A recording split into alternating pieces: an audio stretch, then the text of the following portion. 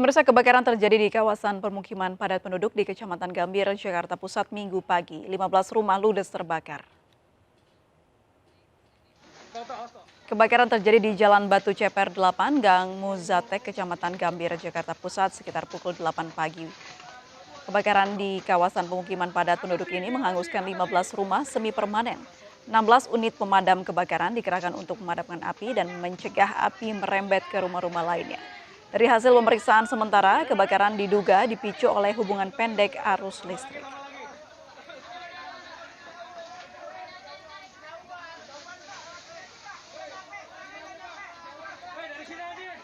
Kita ke informasi selanjutnya, pemirsa. Kelompok kriminal bersenjata KKB kembali menyerang pos TNI di Papua. Kali ini serangan dilakukan terhadap pos Satgas Kodim Mupe Yonif 3 Marinir di Kabupaten Duga dan mengakibatkan seorang prajurit meninggal dan seorang lainnya luka. Taruh biar petugas aja, Bang. Pratu Marinir Dwi Miftahul Ahyar yang tewas dan seorang perwira mayor Marinir Lili Cahyanto yang mengalami luka terkena resoset. Jenazah Pratu Dwi Miftahul Ahyar telah dievakuasi dari distrik Kenyam, Kabupaten Nduga dengan menggunakan helikopter ke Mimika. Sementara korban mayor Marinir Lili Cahyanto telah mendapat perawatan di RSUD Mimika. Rencananya hari ini jenazah almarhum Pratu Marinir Dwi Miftahul Ahyar akan diterbangkan ke kampung halamannya di Kabupaten Lamongan, Jawa Timur.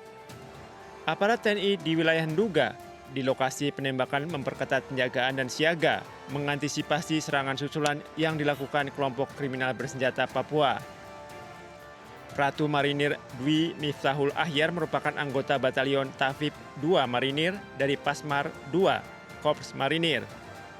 Sejak awal tahun ini, serangan dan penembakan dilakukan kelompok kriminal bersenjata baik terhadap pos TNI Polri, juga terhadap pekerja dan penduduk sipil.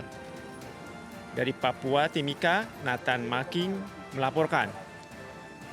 Pemirsa, jenazah Pratu Mardwi Miftahul Ahyar yang ditembak gerombolan kelompok separatis teroris di Dungka, Papua, Minggu pagi tadi diterbangkan menuju Kabupaten Lamongan, Jawa Timur untuk dimakamkan.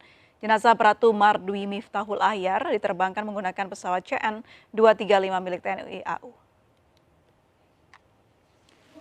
Almarhum Pratu Mardwi Miftahul Ahyar merupakan prajurit Batalion Yon Taifib 2 Marinir.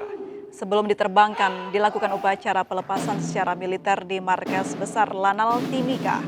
Upacara tersebut dihadiri para petinggi TNI. Usai dilakukan upacara pelepasan, kemudian jenazah dibawa ke Bandara Moses Kilangin menggunakan mobil ambulans yang dikawal aparat keamanan.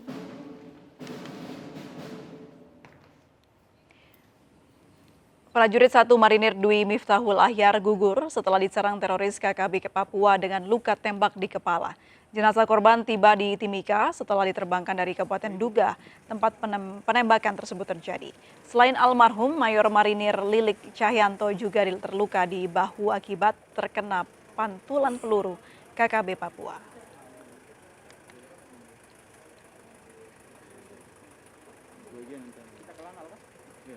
Kita ke informasi lain, pemirsa. Larangan ekspor minyak goreng oleh Presiden Jokowi hingga batas waktu yang akan ditentukan menjadikan langkah serius pemerintah memerangi mafia minyak goreng di tanah air. Menteri Perdagangan M. Lutfi mengaku tidak akan menyerah melawan mafia minyak yang merugikan masyarakat. Dan berikut pernyataan Mendak. Kewajaran harga tidak tercapai, maka pemerintah diminta untuk mendeploy atau mengeluarkan peraturan yang memastikan untuk bisa ketersediaan di dalam negeri untuk harga terjangkau dilaksanakan. Gini, keputusan ini keputusan rame-rame juga. Jadi kita bilang bahwa ketika harganya tidak di luar kewajaran, maka pemerintah diharuskan untuk mengeluarkan tindakan yang ekstrim. Itu aja. Kita tahu bahwa itu adalah penutupan ekspor. Itu aja. Pemirsa, kita akan kembali usai jeda berikut, tetaplah di FNC News.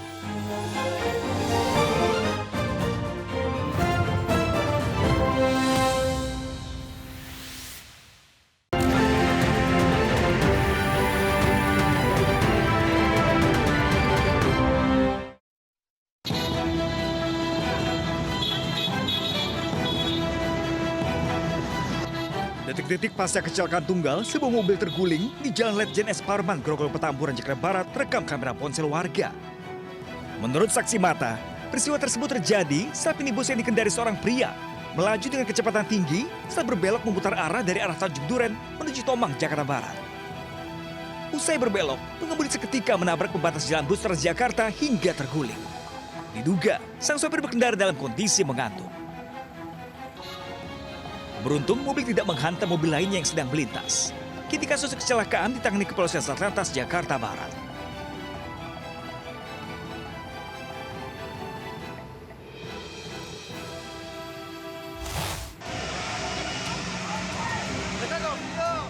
Dalam rekaman video amatir salah satu warga ini tampak sebuah mobil terbakar hebat. Mobil tersebut ternyata mengangkut setidaknya 176 tabung gas LPG. Keras ledakan membuat warga berhamburan keluar rumah dan menyaksikan kobaran api yang berlangsung secara tiba-tiba itu. Selain mobil mengangkut, ratusan tabung LPG yang terbakar dan meledak ini juga melalap sejumlah rumah warga yang terletak di sekitar lokasi ledakan. Belum ada keterangan resmi dari Pertamina terkait hal ini, sementara kepolisian juga masih menyelidiki penyebab pasti ledakan mobil pengangkut tabung gas LPG. Tidak ada korban jiwa dalam insiden ini, namun kerugian ditaksir mencapai miliaran rupiah.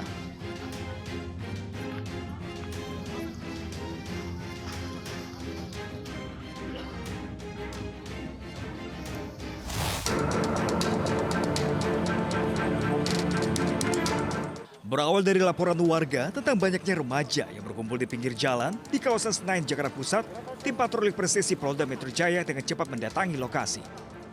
Alhasil, petugas berhasil mendapatkan puluhan remaja yang diduga akan menggelar tawuran di Jalan Asia Afrika, Tanah Abang, Jakarta Pusat dini hari tadi. Benar saja, dari hasil penggeledahan, polisi menemukan 2 senjata tajam jenis celurit, 2 buah petasan, 1 botol minuman keras, dan beberapa bendera salah satu kelompok. Selanjutnya, puluhan remaja beserta barang bukti dibawa ke Polsek Tanah Abang untuk pemeriksaan lebih lanjut.